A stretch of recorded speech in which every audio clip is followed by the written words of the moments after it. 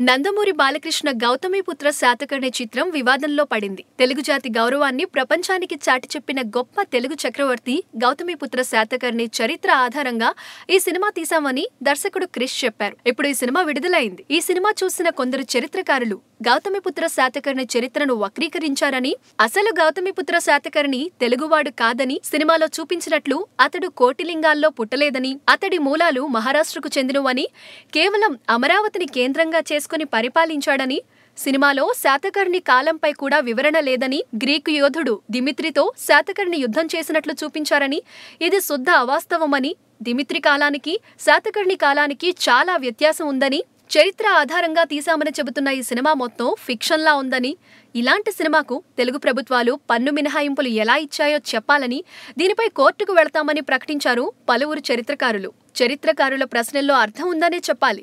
ఇలాంటి చిత్రాలు తీస్తున్నప్పుడు ఫిక్షనా నాన్ ఫిక్షనా చెప్పాలి. క్రిష్ మాత్రం తాను చరిత్రలో ఉన్నది ఉన్నట్లుగా తీశానని చెబుతున్నాడు ఇప్పటి వరకు. అయితే ఆ చరిత్ర ఏమిటో, ఎవరు గ్రంథస్థం చేశారో, దానికి ప్రామాణికమేమిటో ఇలాంటి పూర్తి వివరాలు చెప్పాల్సి ఉంటుంది. మరి ఈ వివరాలు దర్శకుడు క్రిష్ వెల్లడిస్తారో లేదో చూడాలి. ఇక ప్రభుత్వాల విషయానికి వద్దాం. ఈ చిత్రానికి పన్ను మినహాయింపు ఇవ్వడంలో పోటీ కనబరిచాయి తెలుగు ప్రభుత్వాలు. అసలు ఇలాంటి నిర్ణయాలు తీసుకోవాలంటే ఓ కమిటీ ఉంటుంది. కమిటీ సినిమాని చూసి దాన్ని సమీక్షించి అసలు వాస్తవం ఏమిటి, చరిత్ర ఏమిటి, రాయితీలు ఇవ్వడానికి అర్హత ఉందా, ఇలాంటి అనేక అంశాలు చర్చించాలి.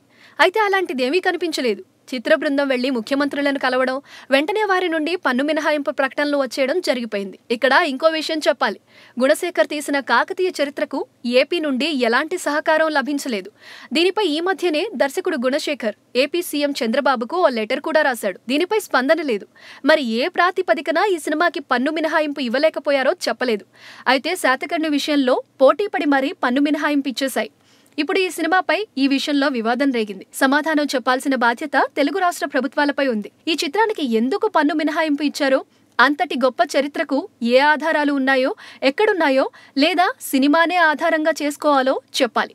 లేదంటే విమర్శలు తప్పవు. మొత్తం మీద గౌతమిపుత్ర శాతకర్ణి ఇరు రాష్ట్ర ప్రభుత్వాలకు తలనొప్పి తెచ్చిపెట్టింది.